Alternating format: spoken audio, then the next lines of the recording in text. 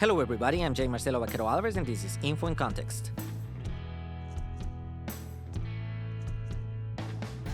Thank you so much for joining me. Today we're going to be talking about the formula to understand authoritarian propaganda. When you go to my website, www.infoincontext.com, you're going to be seeing the chart that we're going to be using for today's video. In the middle of the chart, you're going to be seeing this graphic, and first we're going to be talking about that. Anything that is on the red is inconvenient for the propagandist. In other words, if something doesn't make sense, when you have the full context, you'll be able to walk away. That means that you'll be able to realize that they are trying to pull a fast one on you. And of course, a scammer, a propagandist, a swindler, or any person who's trying to con you or is trying to defraud you is not going to be going out there and say, hey, I'm going to defraud you. They're going to be very nice to you. They're going to just giving you some information to go to seem enticing, and then it's going to start making a lot more sense for you to follow them. And we're going to be talking about why that cognitive dissonance is so important. So when you see this green box on the blue area of the chart, those are the talking points they want you to remember. They're easy to remember. There's slogans and there's bumper stickers and chants or whatever they want to be using. Those are designed also to bring people back into the echo chamber. And that's why you're going to be seeing that whenever people get challenged about those talking points and something doesn't make sense, they're going to get very hostile.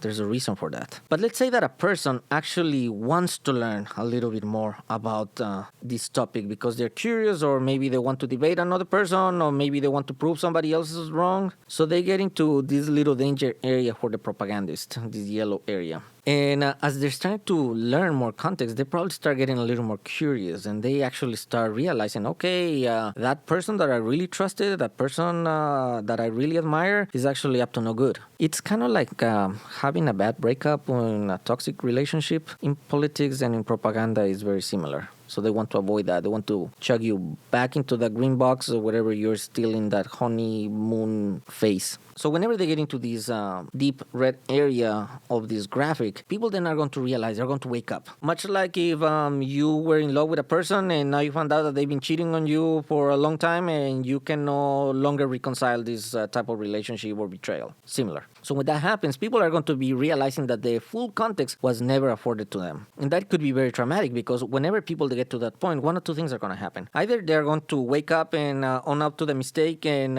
warn everybody else that they had this bad experience so they don't have to go through the same thing. For some other people, they are probably going to double down and go back into this toxic relationship because if they were wrong about these, then they're going to feel that they were wrong about a whole bunch of other things. And that is terrifying for a lot of people because now their whole world seems that is crashing down. But if that happens to you, remember this, okay? We are all human. It's not how you fall, but how you recover that ultimately matters. A propagandist is going to make people feel that if they own to one mistake, then their entire life is over. It's not. It's fine. Just own up to the mistake, fix it, and try to help others not making the same mistake. Then you're going to be fine. Since the propagandist was already giving you these cherry-picked talking points, then whatever answers that you were coming with, they made perfect sense to you. The formula that I added in this chart is illustrative. What does that mean? Well, think about it like music. You have a certain number of notes, but you can make essentially infinite number of melodies with the mix and matching of these notes. It is similar, but it's a little more complex. Why? Because people are complex, cultures are complex, and there's a lot of different factors that are involved. For this illustrative formula, let's say that a propagandist is trying to exploit a particular flashpoint.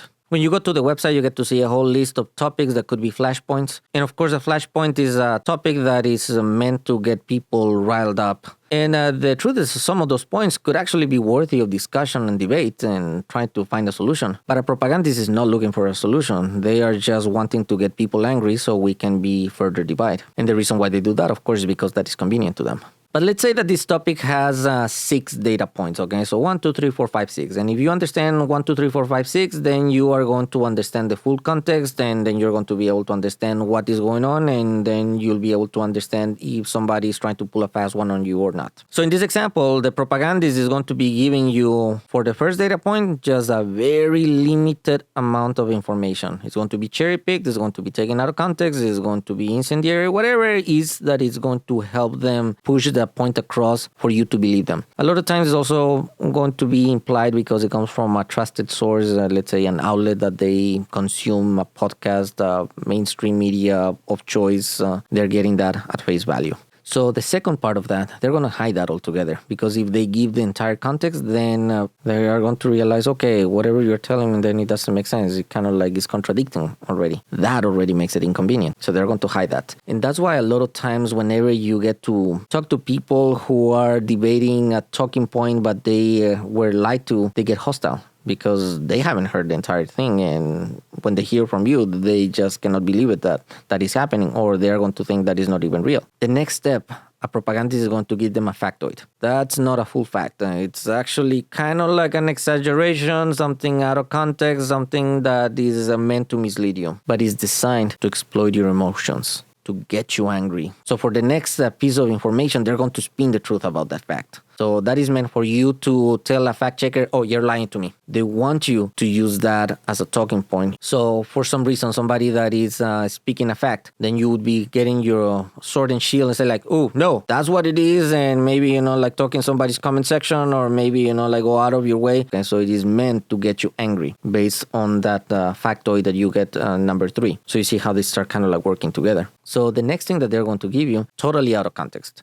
So it actually exists, okay? So if they say, I don't know, like the sky is blue, they're going to say, no, the sky is purple. And yeah, the sky might actually look purple at some point when it's certain times of the day and there are certain conditions, but doesn't mean that the sky is actually purple. So it could be that it was purple at a certain point whenever you took the photo, but that doesn't necessarily mean that the sky is indeed purple. So of course, for the next part of the 6 data points, they're going to hide that altogether, because then that data point would destroy any of those arguments. So similar like number 2, that you would go and say like, that doesn't make any sense, and they would destroy their argument. But they're also going to be doing another thing. They're going to be adding a number 7 point. So remember, there's 6 data points for this particular example, but then they're going to be adding something like a conspiracy theory, something that has nothing to do with the topic, but is meant to confuse you. It might have some level of plausibility, it might be related somehow, or it could seem that it's logically combined in some way, but it's meant to confuse you. It's meant for you to start looking this way whenever you're supposed to be looking at that way.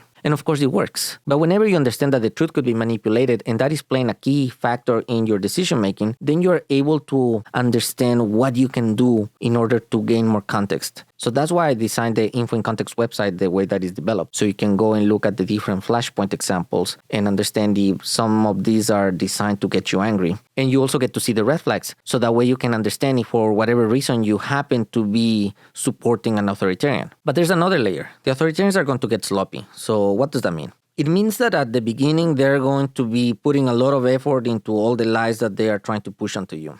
But if they see that a segment is very naive, they're going to lower that bar. So one of 2 things are going to happen whenever they lower the bar. Some people are going to start realizing that the math doesn't add up. They're going to try to get more information, and then they're going to move from that yellow to that red part of this chart that I show you. That is still okay with the authoritarians, because they want to see who's the most naive and obedient person who still stays regardless of how low this bar goes down.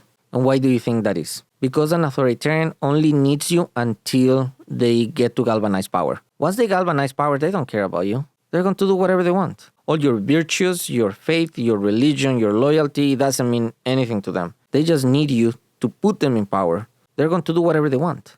And once they get power, if you speak out of turn, they're going to kill you and everything you ever loved. And the way that they can do that is by creating obedient fools. And the way that they can find who are those obedient fools, they keep lowering the bar to see who stays no matter how low that bar goes down. And of course, those who remain are going to become disposable fools. They're going to become the muscle for the authoritarian. That doesn't mean that they're not disposable. So of course, a person doesn't become an obedient fool overnight. It takes a process. And that's what we were talking about in the previous video about the echo chambers and how people are being kept there for as long as possible so they get more prepped and angrier and feel like they're being patient and whatnot. That is by design. Those are going to be phenomenal for the propagandists because they are going to just believe whatever they tell them at face value. They're still disposable, but they're going to still be very loyal to the person no matter what. And of course, we can all become these useful fools if our biases are exploited by the propagandist. And the way that they do it is that they overwhelm us with a lot of information. And you're not actually going to realize everything that is happening. But there's another layer. And that is that if there is some sort of scandal that the authoritarian is going through, being a legal proceeding or some sort of sex scandal or anything, that could happen, through history. then there's going to be an even bigger scandal that is going to happen like right away. That doesn't mean that the previous scandal has been resolved, but then people are going to forget. The news cycle is going to continue moving. The people who is looking for clicks or views are going to jumping into whatever is the next shiny object. Meanwhile, since the news cycle continues, people are going to start forgetting about what happened. Either they're going to become numb to all the craziness, or the propagandist is going to start spinning the truth. And the sad part is that the mind is actually very fragile in that manner. People can actually start remembering things very differently. And that is, of course, phenomenal for propagandists. And that's why I keep saying, a propagandist does not really care about you. They care about what biases they can exploit. If you forget absolutely everything that we were talking about today, please remember this. An authoritarian propagandist is always going to redact the truth. They don't want you to understand any topic in full context because that is always inconvenient to them. If you found value in this video, please give it a like and hit subscribe and hit the little bell so more people can watch this video. I will continue to release more content that is going to help us defeat authoritarian propagandists together. Until the next video, thank you so much for watching. Bye-bye.